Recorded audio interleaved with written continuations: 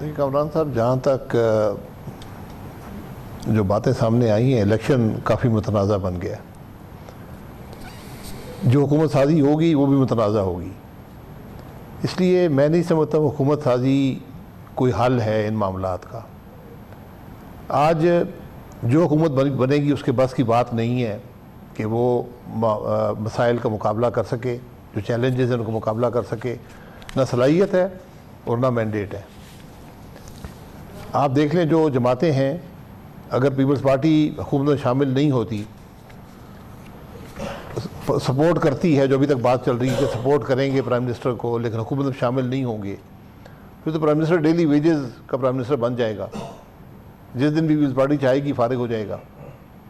ये हालात मुल्क चलने वाले नहीं हैं, ये हुकूमत चलने वाले नहीं हैं। इसलिए आज कुछ और रास्ता ढूंढना पड़ेगा। आज सबको ज़रा इक़्तिदार की कुर्सियाँ एक तरफ करके मुल्क के मामलात को देखें, उसका हल तलाश करें। ये आज जिम्मेदारी है। लेकिन भाई साहब, इसके लिए तो फिर माजी को छोड़ दें। माजी में नहीं किया तो नहीं किया ना, गलतियाँ कर दी, अब गलतियों को दोहराए ना। तो आज सिर्फ यही तरीका है। मैं ये नहीं कह रहा कि आप इलेक्शन स्क्रैप कर दें या हुकूमत साजी ना करें। आज हुकूमत साजी को इंक्लूसिव बनाएं, सबको टेबल पे बैठाएं। ये इक़्तिदार को छोड़ दें, इक़्तिदार की कुर्सियाँ ढूंढना छोड़ दें कि आज किसको क्या मिलेगा, कौन सी वजारत मिलेगी, कौन सी कुर्सी मिलेगी।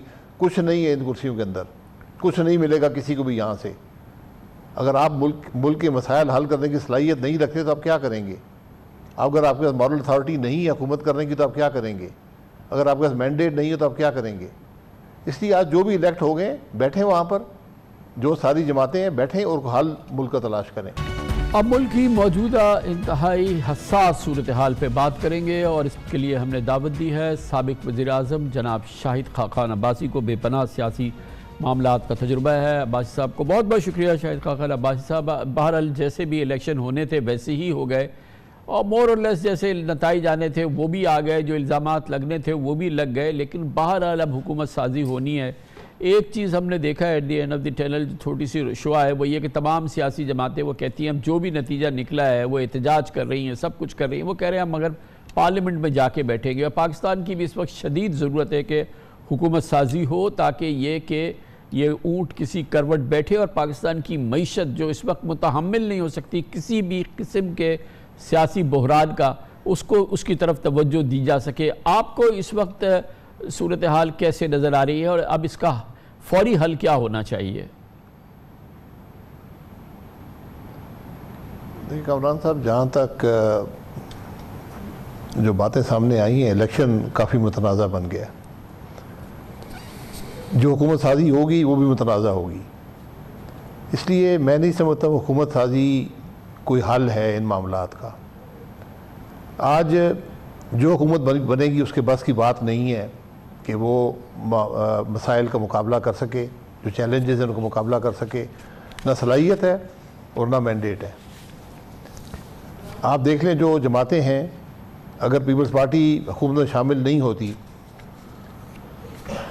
सपोर्ट करती है, जो अभी तक बात चल रही है कि सपोर्ट करेंगे प्राइम मिनिस्टर को लेकिन हुकूमत में शामिल नहीं होंगे, फिर तो प्राइम मिनिस्टर डेली वेजेस का प्राइम मिनिस्टर बन जाएगा। जिस दिन भी पीपल्स पार्टी चाहेगी फारिग हो जाएगा।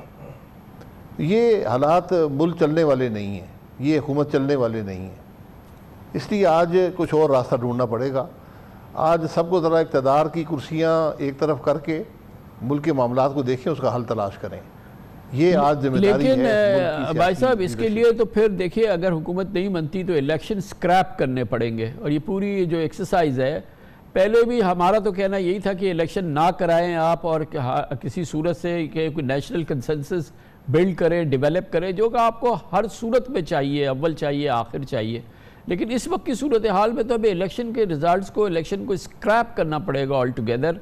और ये शायद परहैप्स इस वक्त पाकिस्तान के लिए बहुत ही मुश्किल सूरत हाल हो जाए। ख़ासतौर पे हमारी इकानमी फिर इस टर्मोइल के लिए पूरी तरह से ज़ाहिर है कि उसके लिए सहना मुश्किल होगा, क्योंकि हम तो बिल्कुल डे टू डे चल रहे हैं। देखिए, मैं माजी को छोड़ दें। माजी में नहीं किया तो नहीं किया ना, गलतियाँ कर दी, अब गलतियों को दोहराए ना। तो आज सिर्फ यही तरीका है। मैं ये नहीं कह रहा कि आप इलेक्शन स्क्रैप कर दें या हुकूमत साजी ना करें। आज हुकूमत साजी को इंक्लूसिव बनाएं, सबको टेबल पे बैठाएं। ये इक़्तिदार को छोड़ दें, इक़्तिदार की कुर्सियाँ ढूंढना छोड़ दें कि आज किसको क्या मिलेगा, कौन सी वजारत मिलेगी, कौन सी कुर्सी मिलेगी। कुछ नहीं है इन कुर्सियों के अंदर, कुछ नहीं मिलेगा किसी को भी यहाँ से। अगर आप मुल्क के मसाइल हल करने की सलाहियत नहीं रखते तो आप क्या करेंगे? अगर आपके पास मॉरल अथॉरिटी नहीं है हुकूमत करने की तो आप क्या करेंगे? अगर आपके पास मैंडेट नहीं है तो आप क्या करेंगे? इसलिए आज जो भी इलेक्ट हो गए बैठें वहाँ पर, जो सारी जमातें हैं बैठें और हल मुल्क का तलाश करें।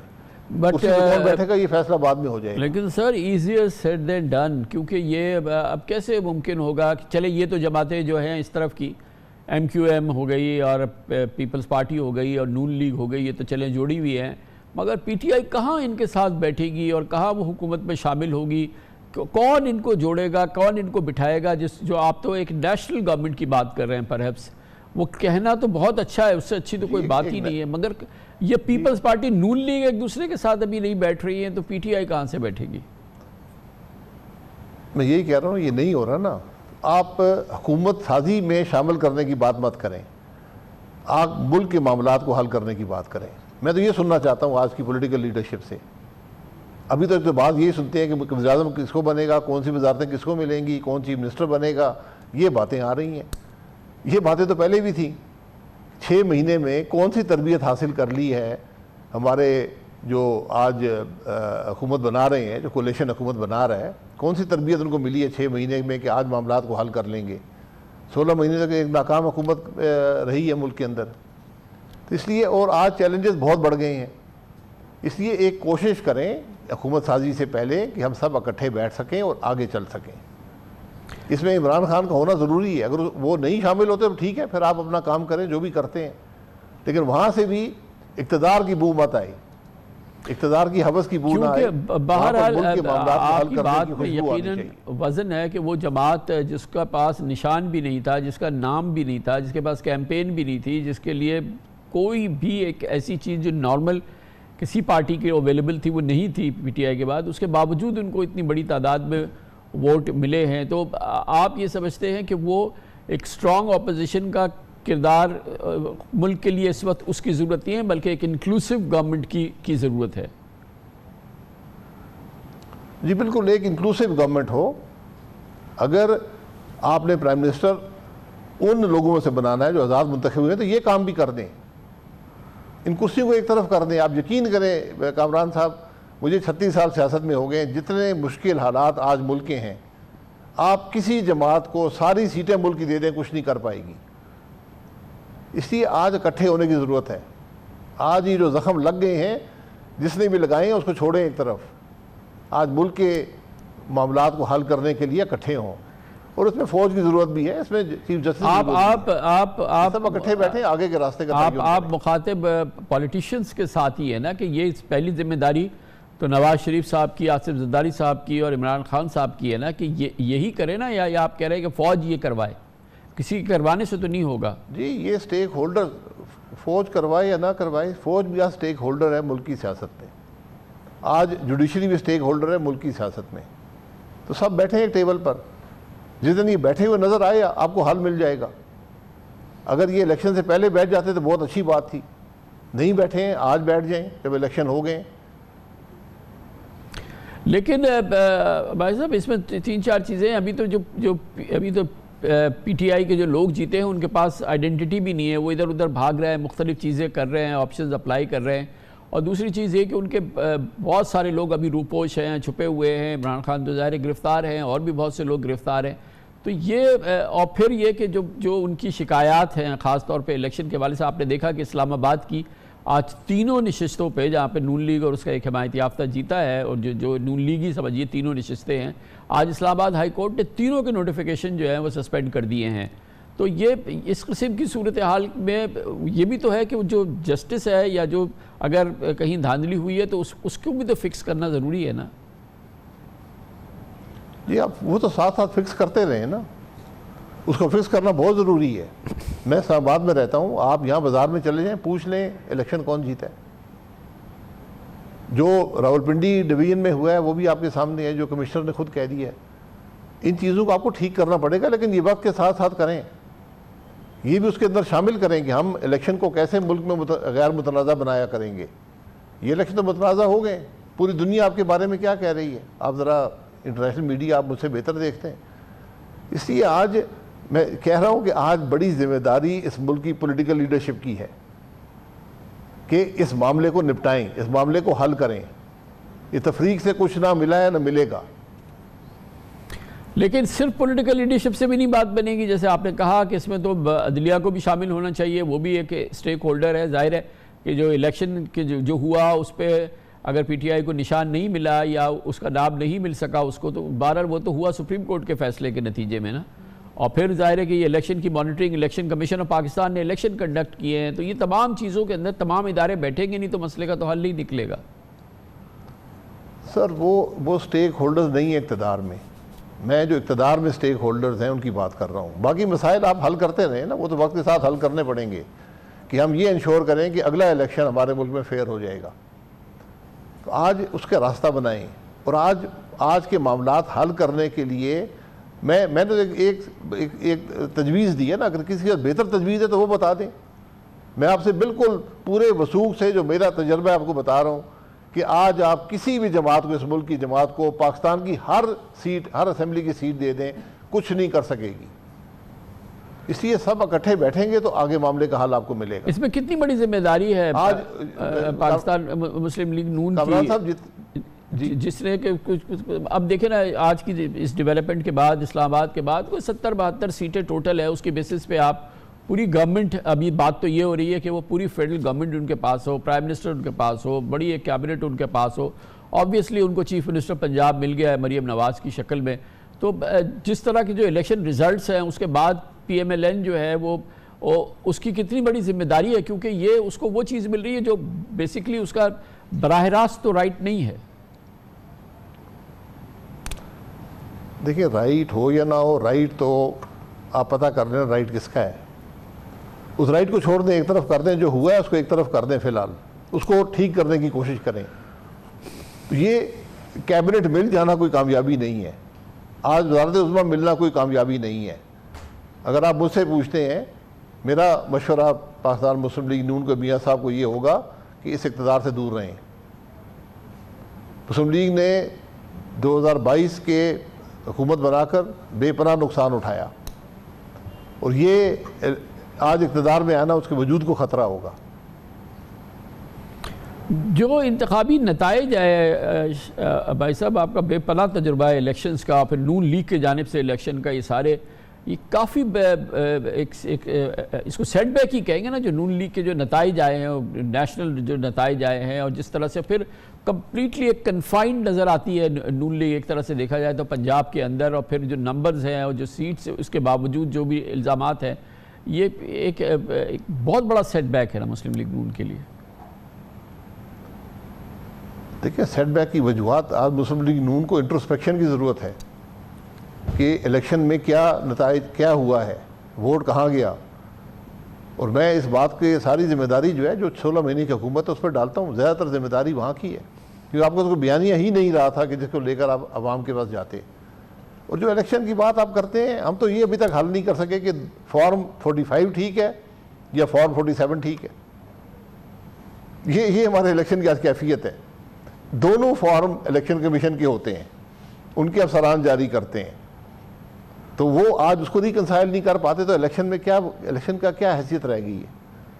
ये मजाक बन गया ना मुल्क के अंदर। एक चीज़ ये समझ में नहीं आ रही, फिर एक फॉर्म 46 जी ये बताइए, फॉर्म 46 भी होता है जी। ये बताइए कि ये जो पूरी कैंपेन लड़ी, पूरी कैंपेन का महवर ये था कि नवाज़ शरीफ हमारे कैंडिडेट हैं, वो प्राइम मिनिस्टर होंगे, और नारा यही था कि पाकिस्तान से कहा गया था कि नवाज दो पाकिस्तान को। ये तमाम चीज़ें हुई हैं, और उसके बाद जब रिज़ल्ट्स आए हैं तो नवाज़ शरीफ साहब जो हैं वो एक पीछे हट गए हैं, और शहबाज शरीफ साहब फिर आ गए। जैसे कि आपने फरमाया कि जो PDM की हुकूमत की कारकर्दगी है वो रिस्पॉन्सिबल है इस डिबाकल की जो इलेक्शन रिजल्ट्स की सूरत में सामने आया है। तो आपके ख्याल में नवाज शरीफ साहब को अपनी जिम्मेदारी अदा करनी चाहिए थी, और जो भी रिजल्ट्स आ रहे हैं, जो कुछ भी हो, वो अपनी पार्टी को और अपनी गवर्नमेंट को लीड करे ना। उन्होंने क्यों कंसीड कर दिया है ये सब कुछ? देखिए, मैं समझता हूँ कि मियाँ साहब ने हक़ाइक़ को तस्लीम किया और मियाँ साहब ने इक़्तिदार में ख़ुद ना आकर एक बेहतर फ़ैसला किया है, अपनी ज़ात के लिए भी बेहतर किया है, शायद जमात के लिए भी बेहतर किया है। बहरहाल ये फ़ैसला मुस्लिम लीग नून के लिए एक बड़ा, मैं समझता हूँ, अनोखी सी बात है कि जैसे आपने कहा कि कैंपेन मियाँ साहब के लिए थी, लेकिन जब वक्त आया तो शहबाज साहब का नाम आ गया। लेकिन मैं फिर कहूँगा कि आज इन कुर्सियों में कुछ नहीं रहा। आज मुस्लिम लीग नून इन कुर्सियों के करीब ना जाए तो उसके लिए बेहतर होगा। और आपका मतलब ये है कि ये जो प्राइम मिनिस्टर शहबाज शरीफ की बात हो रही है, जो गवर्नमेंट लेने की बात हो रही है, आप अगर इस वक्त पार्टी में होते तो आप स्ट्रांगली रिकमेंड करते कि हमें किसी सूरत में भी हुकूमत में नहीं जाना चाहिए और अपोजिशन में बैठना चाहिए, चाहे जो भी गवर्नमेंट बना ले, कोई भी जो पीपल्स पार्टी बना ले या कोई भी जमातें मिलके बना लें? नहीं, अब अपोजिशन में भी नहीं बैठ सकते, आपकी जिम्मेदारी भी है। लेकिन आप जो आपने एक जिम्मेदारी उठा ली है कि हुकूमत हम ही बनाएंगे, वज़ीर-ए-आज़म हमारा ही होगा, इस सोच से अलहदा हो जाएं। और जैसे मैंने कहा कि आज आप ये कहें जी कि हम मुल्क के मसाइल को हल करने के लिए जो हुकूमत बनेगी उसके साथ हैं, उसमें शामिल भी होंगे, लेकिन ये कहना कि सिर्फ इक़्तिदार ही हमें मिले, ये बात दुरुस्त नहीं है। अच्छा, इसके आउटकम में एक और एक्सपेरिमेंट कर रहा है मुस्लिम लीग नून, और वो ये कि ज़ाहिर पहली बार इलेक्शन लड़ी मरियम बीबी और उनको चीफ मिनिस्टर नॉमिनेट किया। नवाज़ शरीफ साहब की एक ही शर्त थी कि वो उसी सूरत में प्राइम मिनिस्टरशिप नहीं ले रहे या कुछ भी, कि हर सूरत में मरियम नवाज़ चीफ मिनिस्टर हो, और पूरी पार्टी ने उसको तस्लीम किया है। फर्स्ट टाइम इलेक्शन लड़ा और फिर अब जाहिर है कि इस किस्म का कोई तजुर्बा नहीं है पाकिस्तान की सियासत में, बहरहाल इसकी कोई ज़रूरत भी नहीं है। ये चीज़ इसकी क्या प्राइस होगी या इसका क्या बेनिफिट्स होंगे, या डिविडेंड होगा या नुकसान होगा जो मुस्लिम लीग नून को उठाना पड़ेगा मरियम नवाज़ को चीफ मिनिस्टर बना के? देखिए, ये फ़ैसले मियाँ साहब के ही हैं। मियाँ साहब ने कोई शर्त रखने की ना उनका ये उनकी ज़रूरत है कि वो शर्त रखें। ये फ़ैसला उनका है, पार्टी की रूह रवां है, उनका फ़ैसला है कि वज़ीर-ए-आज़म कौन होगा, वज़ीर आला कौन होगा। मैं कह रहा हूँ कि अगर आज मुस्लिम लीग नून इन कुर्सियों की ख्वाहिश ना करे तो उसके लिए बेहतर होगा। हुकूमतें बनाएं जिसके अंदर सब शामिल हों, उसके अंदर मुस्लिम लीग नून भी शामिल हो, इक़्तिदार किसी और के हवाले कर दें। आप ये बात पंजाब के लिए भी कह रहे हैं भाई साहब? वहाँ तो एक सिंपल मेजॉरिटी है। जी, मैं पंजाब के लिए भी कह रहा हूँ जी। नहीं, मैं सिंपल मेजॉरिटी वो अपनी जगह पर है, लेकिन फिर भी कहूँगा कि इक़्तिदार से दूर रहें। उनका फ़ैसला है, मुझे कोई उससे इतराज़ उस पर नहीं है, लेकिन जमात के लिए बेहतर होगा कि इस इक़्तिदार के करीब मत जाएँ। ये इक़्तिदार बड़ा गैर मुतनाज़ा हो गया, बड़ा या ये कि आप और पंजाब की हुकूमत भी मखलूत होनी चाहिए आपके ख्याल में? जी बिल्कुल बिल्कुल। आज हर जगह आपको ये इकट्ठे मिलकर काम करना पड़ेगा, वरना बात नहीं बनेगी। बहुत बहुत शुक्रिया जनाब शाहिद खाकान अब्बासी हमारे साथ मौजूद थे।